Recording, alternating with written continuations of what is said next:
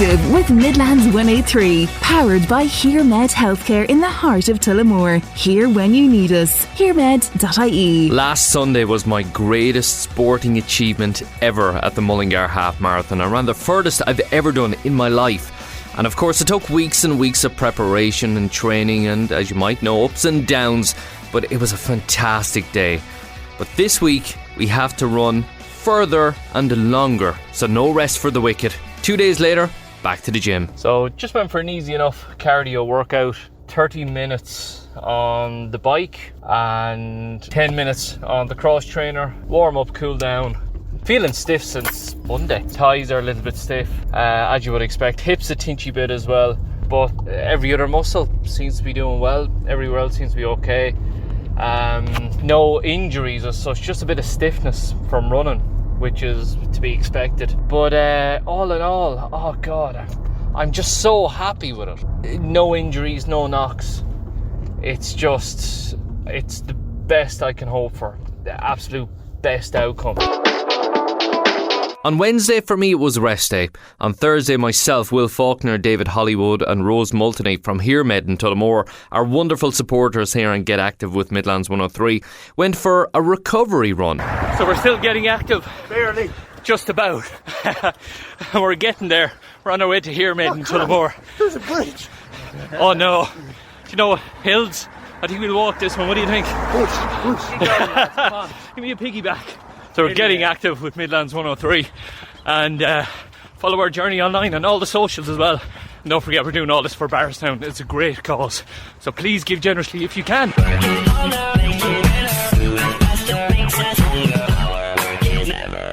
So here on Get Active with Midlands 103, we're getting to crunch time now as we face the marathon in less than 3 weeks. And one thing I've learned over the last number of weeks is the importance of psychology in sport, definitely when running a marathon, because it does test you at times. And I'm delighted to be joined by sports psychologist Keith Begley. Keith, thanks for coming in for a chat. My pleasure, Peter. Glad to be here. Thank you. Keith, is psychology in sport important? I suppose it is. I mean, some people would have the perspective that it's, a little bit out there, a little bit wishy-washy, but I mean, psychology is essential to everything we do, because if we're thinking about anything, we're applying psychology. So in everything we do, whether it's getting up in the morning and going to work, there's elements of psychology being applied. I suppose the context is the level of the specificness or application of psychological principles. Is that important? And it really is, in terms of if you think about maybe there's some people might be familiar with the term cognitive behavioural therapy, cognitive psychology. So there's an element of that which we would talk about how you controlling how you think influences controlling how you feel, which then influences controlling how we behave.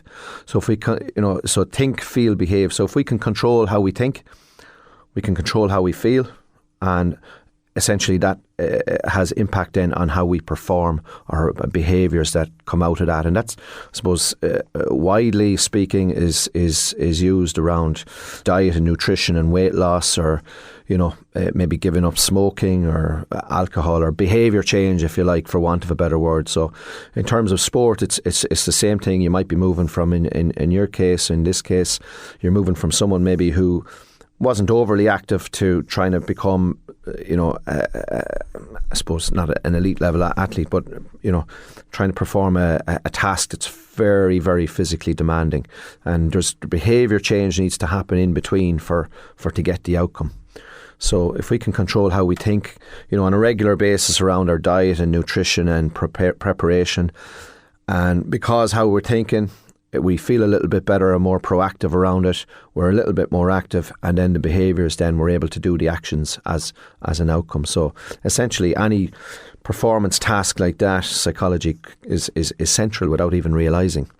It's probably, as you say, without even realising, it's something that was always there, but it was never highlighted in sport. But we're highlighting it more now and now.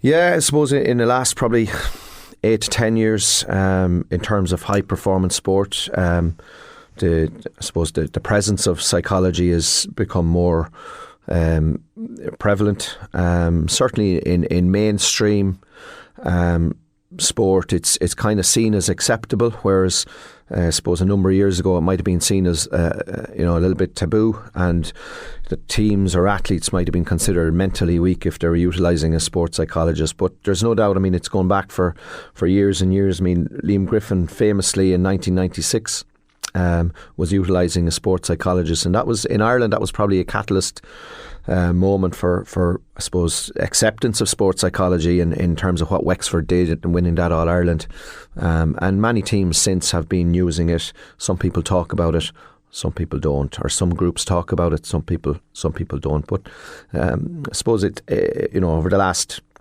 like I said, 8 to 10 years, it's probably there's more acceptance towards its importance firstly, and its use secondly. Yeah.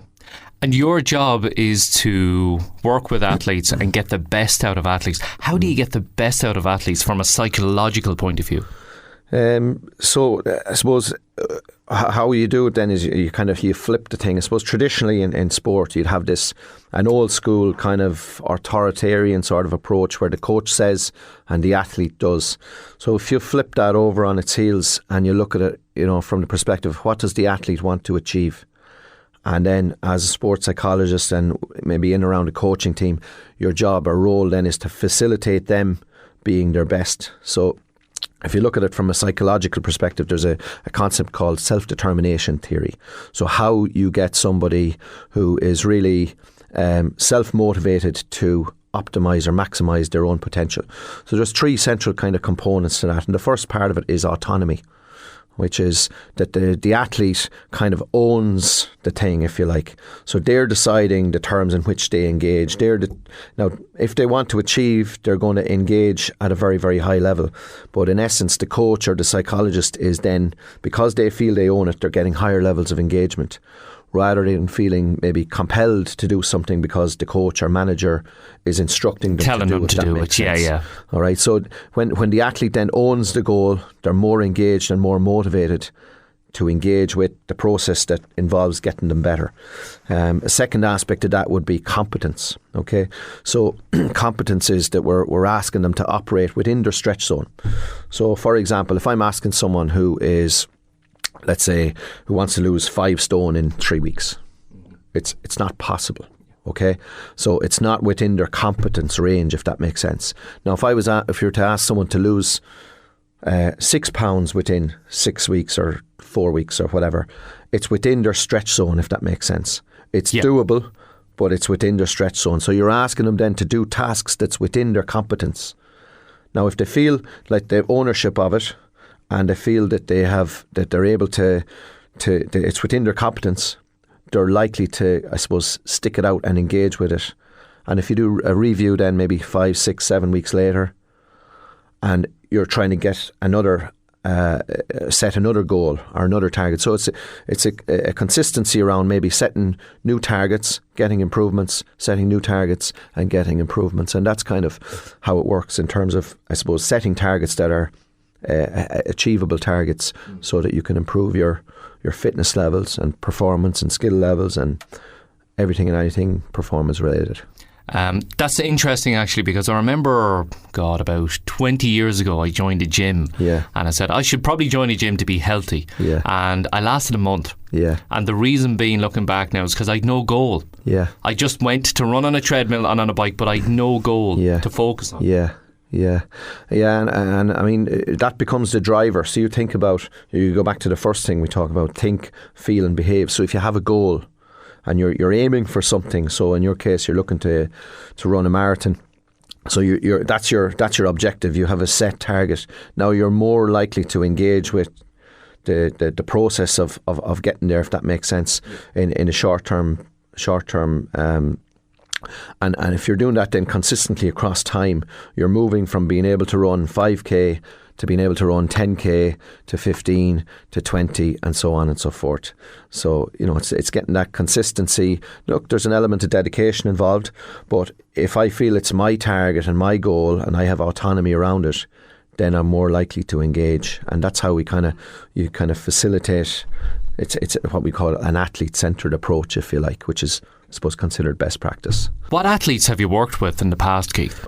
Look, without naming names, I would have worked with international athletes in boxing, athletics, swimming, rowing, plenty of inter-county hurling, senior football teams. So Offaly, Carlow, would have done a lot of work with Coola and different teams like that. That's I wouldn't mention necessarily individual athletes that might come to you, but look, I suppose primarily GAA teams, a couple of soccer teams here and there, and a couple of rugby teams here and there, but primarily GAA, and individual athletes. Then you could get a wide range of anyone who, from archery through to whatever, whoever rings you, really, It's interesting you mentioned archery, because we were fascinated watching Luke Littler recently at the darts. Yeah. And okay, some mightn't consider darts a sport, but I presume the same psychology applies to darts as it does to 100 metre sprinting. Yeah, in terms of attentional focus,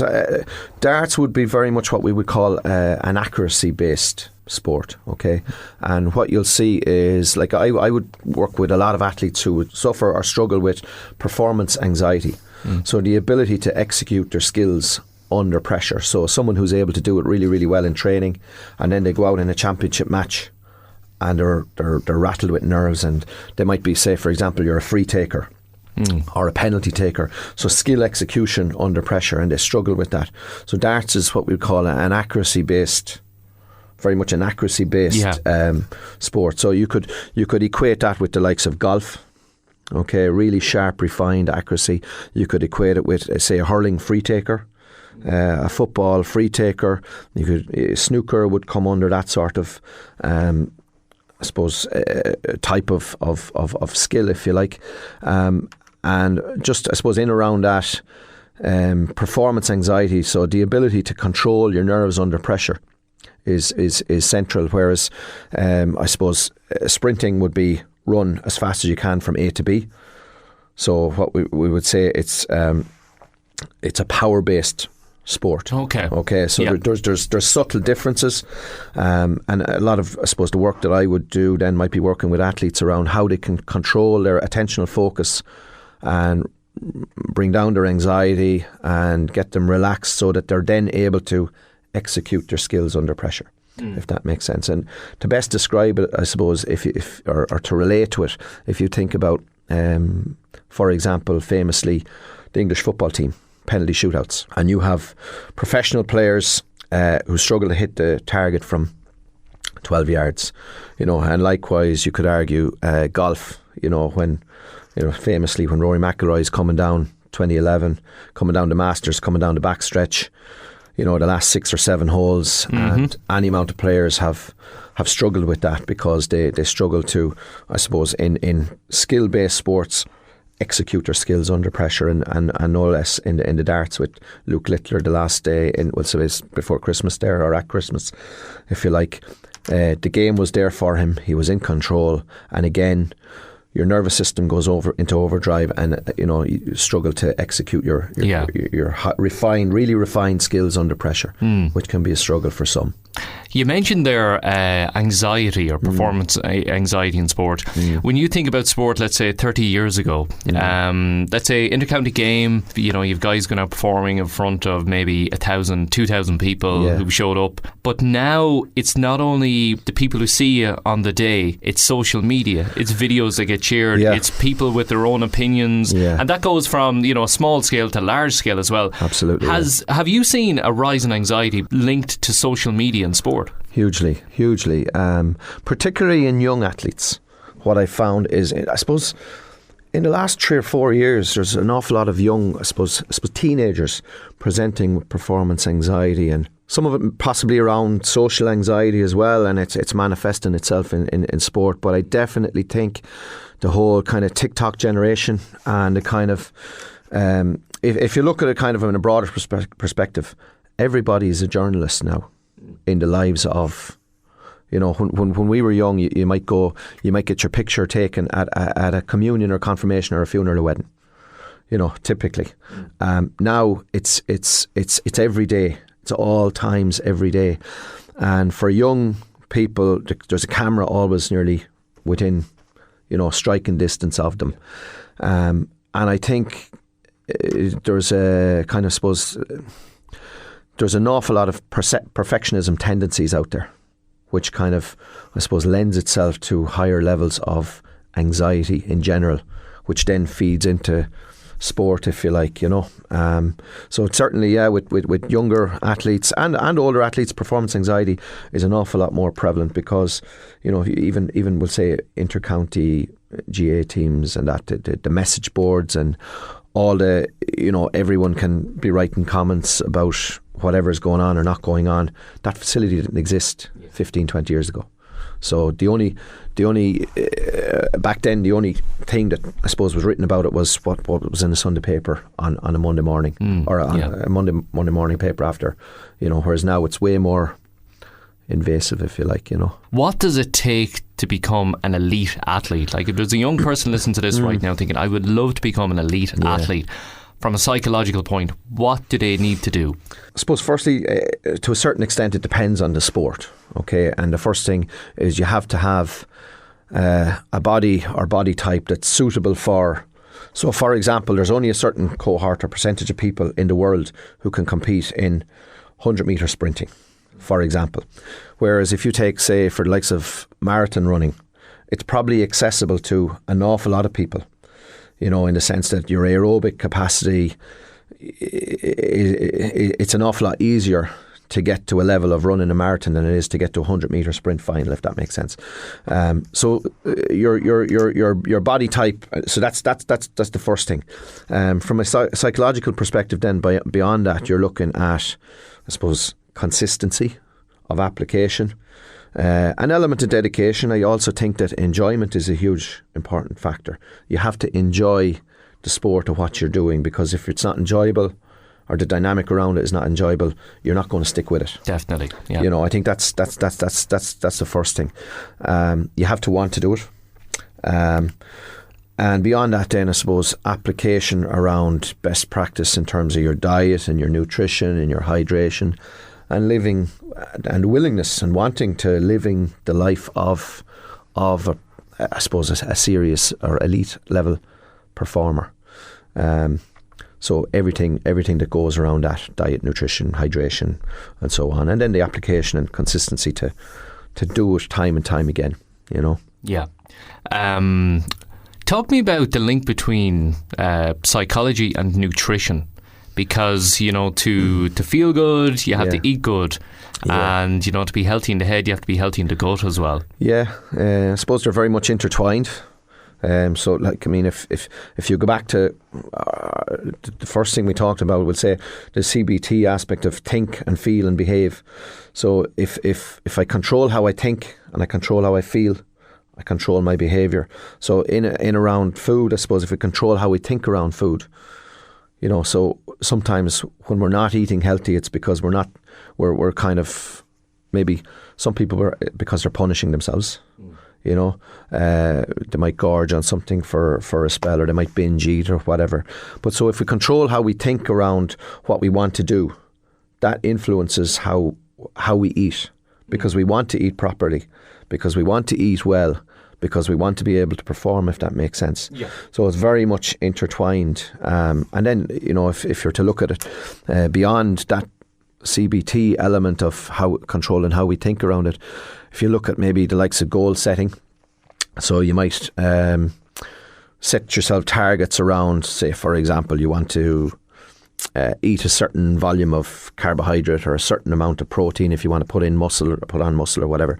So depending on what you want to do in terms of your sport, you can use psychology principles, just basic simple goal setting, to, I suppose, influence what you're eating. So you might set targets around increasing protein intake if you want to increase muscle capacity, or if you want to increase your hydration levels, you might set a goal around, for example, basically simply drinking 2 or 3 litres of water every day. That's simple. So you write down your little goals. It might be, I will drink 2 litres of water every day, starting with a pint of water for breakfast. and you have your bottle filled, and you have that, and that's part of your day, and it's at the door when you're heading out, and you bring it with you, and that then influences it. Now, if you don't write down them goals, it may not necessarily happen. It might just happen by fluke, or not happen, or you won't get, at least you may not get the consistency of behaviour, which then you don't get the consistency of having the hydration levels at which you want, if that makes sense. It sounds like you're training yourself almost when it comes to nutrition, with the same approach you would with training. Absolutely, yeah. So look, I mean, that goal setting concept can apply to anything. So very simply, like if I was a footballer or a runner or anything, I want to improve my skill. If I want to work on my weak side, what am I going to do? So am I going to set time aside? It might be 15 minutes on non-training evenings, for example, to work on my weak side, for example, as a hurler or as a footballer or a soccer player or whatever it is. And I might set myself then challenges within that to know that I'm getting a little bit better, and then maybe set harder little challenges. And if I'm doing that on a consistent basis, then my skill level is improving. And the same thing would apply then to improving your fitness levels, or improving your nutrition levels, or improving any aspect of performance, really. Again, the psychology has to be behind that I want to do it, that I've set this goal to do it. Yeah, exactly. And when it's athlete centred and they have autonomy and they're involved in the deciding of the goal, then they're doing it because they want to, because they own it, as opposed to you're being told. So for example, let's take a GAA scenario, and a manager or a coach comes in, he says, right, no drink for the next 6 months, right? Or and it's an authoritarian sort of top-down approach, and what that does is it generates resistance, in which case you're less likely to get the outcome that you want. Whereas if the athlete is more involved in the deciding of the goal or the target, that's where the thing flips. They're involved in it. They're involved in it. They own it, as opposed to they're being told to engage with it, if that makes sense. 100%, absolutely. So one of the things we wanted to do by putting together Get Active was we had a look around to see if there was any maybe podcasts or anything like that people could follow, and there was nothing really to take somebody from zero to marathon. So this is why we put Get Active with Midlands 103 together. So if there's somebody listening to this right now who's thinking to themselves, I wouldn't mind doing a marathon someday, what is the psychology they need in order to run a marathon? Is it a different kind of psychology? No, it's very much just the application of them principles. So let's say, for example, they're able to run 2 kilometres. So what are they going to do to extend that? So they might set a couple of targets, a couple of goals to say, we'll say, let's say, for example, within 2 months that they'll be able to run a 5K. Okay, so what are the actions they can do today, tomorrow and the next day, over the next, say, 2-3 weeks, so that in 3 weeks' time they're further on towards running a 5K? And what are the actions they need to take around their nutrition and their diet and hydration and their physical, I suppose, capacity to do that? Okay, so small steps. So we would call that basically performance-oriented goals. So little actions and steps that you can do so that in 6 weeks' time you're a little bit further down the track. And you might revisit that then if you're able to run a 5K and you want to run a half marathon, for example. The same principle applies. What are the little goals and actions that you can do to extend the 5K towards, let's say, 15, 16, 18K, so that you're able to get to that half marathon stage over the next, let's say, 8 to 10, 12, 14 weeks. And consistently reviewing that. So obviously you've done the half marathon now at this stage. So now you're at the point and you're saying, right, what can I do over the next, say, 2 weeks so to get myself into shape to get to the marathon stage? So if you're doing that on a consistent basis across time, you could move from, we'll say, within a year, from running your first 5K to running your first marathon, if you really want to. You normally set out a plan, but sometimes the plan doesn't go to plan. Yeah. So how do you motivate an athlete when things aren't going so well? Like, I never realised the psychology behind having an injury in sport until I suffered one myself, and I have a lot of sympathy for anybody who suffers an injury in sport. But how do you, because there are times, there are weeks, there are days where you kind of go, the world is against me here. Everything that can go wrong is going wrong. How do you pick yourself back up off the floor? Yeah. So again, I suppose similar principles. It sounds very simple, but it's similar. So if you have an injury, what can you do to try and speed up the healing process? Is there, from a cardio perspective, for example, if let's say your ankle is injured, or let's say whatever, can you do something else aerobically to allow yourself to get that aerobic training without necessarily taxing your ankle or whatever is hurt? So could you do hit similar kind of times and physical exertion levels, for example, on a rowing machine or on a bike or on a cross trainer? Okay, exactly what I've been doing over a 6-week period. So there you go. Yeah, when I injured my calf muscle. That was it. Like cross trainer, bike, rowing machine. Yeah. So low impact stuff. You're still getting the aerobic benefit, and whatever part of your body is needing to heal, you're facilitating that. And then the same thing would apply around setting goals around your diet and your nutrition and your hydration. And when the injury does come right, that you're ready to. You're at a higher level, if you like, than you would be if you just disengage, and then you're almost nearly back to or close to square one. Yeah, So it's a similar principle. It's applying of a similar principle.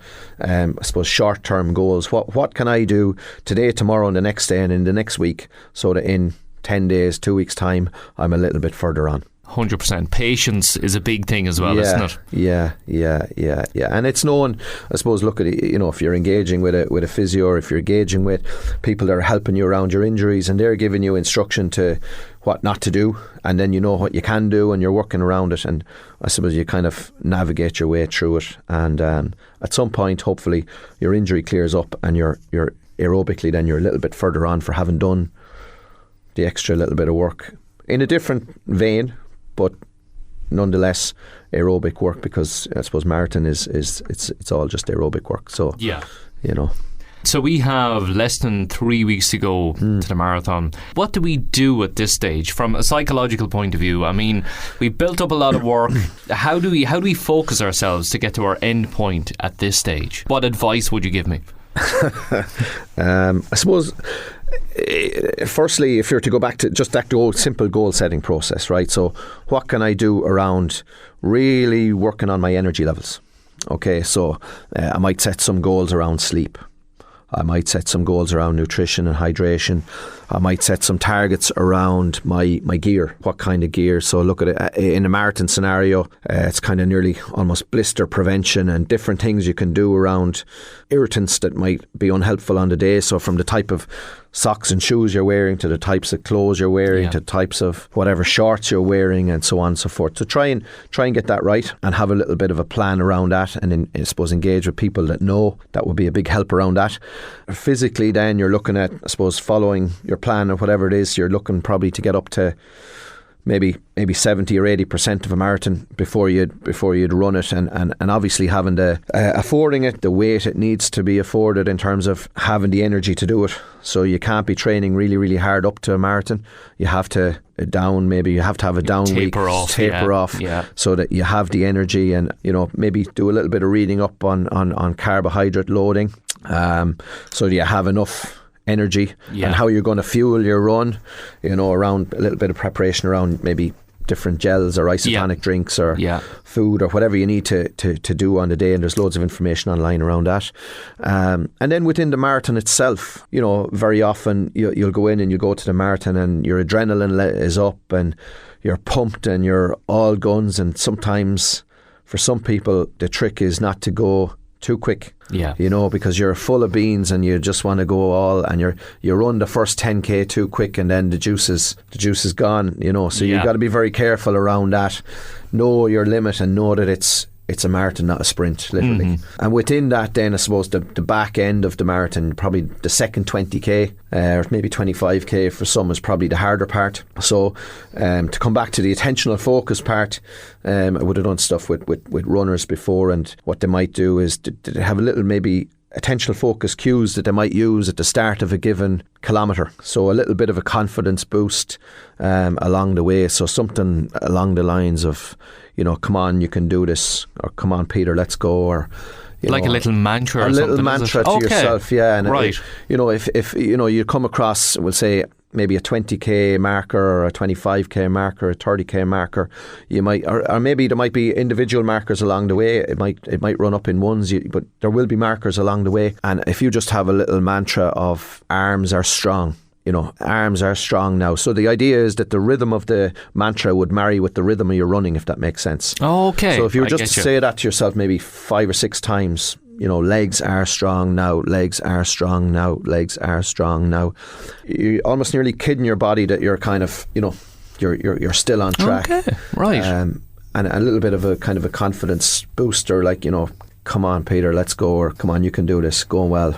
This is great, and you frame the narrative to yourself. Okay. Right. And what that does then is it flips your thinking from, oh Jesus, how long more have I to go, to think, feel, behave. Yes, my arms are strong. I'm feeling a little bit better. And then you get the performance outcome because it's a little bit of a boost through the course. You're dripping sort of, if you like, positive affirmations into your thought processes through the course of it. So rather than thinking, Jeez, I'm really struggling with this. Yeah, you're kind of feeling, I'm still going here. I'm going to do this. Come on, let's go. So in that in and of itself is energizing. I found early on I was nearly punishing myself where I was going, right, but that's 10k. I feel exhausted after this. I'll have to do 3 more of these on the day. Yeah. How do I avoid punishing myself? Yeah, so you're kind of, again, that's kind of self-doubt and a kind of a pitiful narrative that comes in on you sometimes when you're tired and fatigued. I suppose if you know you have the work done and you feel more in control because you have a kind of a go-to thought strategy, like just the one I've just used, that that when you're getting to the 20, 22, 24 and the higher up kilometres, if you like, or miles, you have a go-to strategy that's going to pull you through. That in and of itself will give you an element of kind of confidence and resilience. And it's a pursuit of resilience, really. I mean, marathon is tough. It's a tough ask.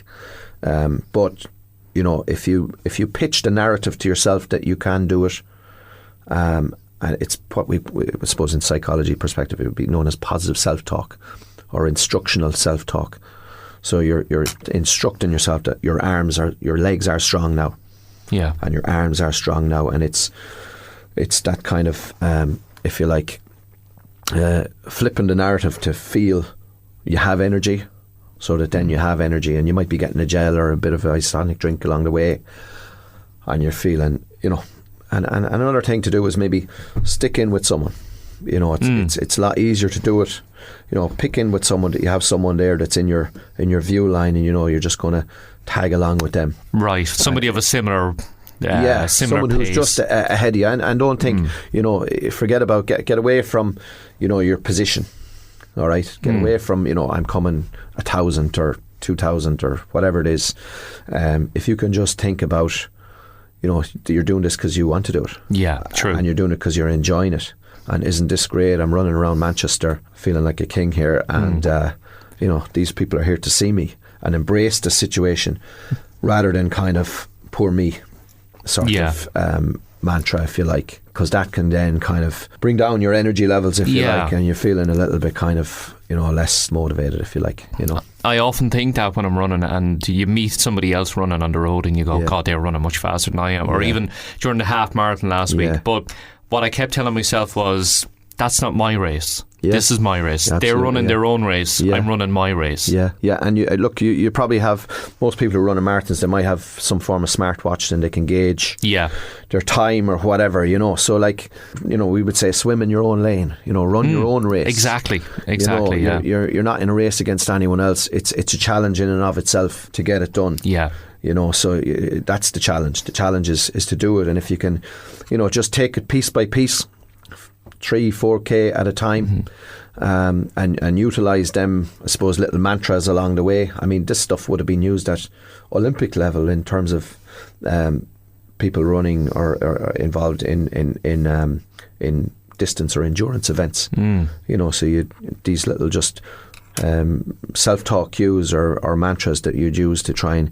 keep themselves in that kind of vein of consistency across towards the back end of of the event, you know. Yeah, I get you. Keith, if anyone's listening now thinking, I could do with a coach like that, I could do with a sports psychologist for me or for the team, how did he get in touch with you?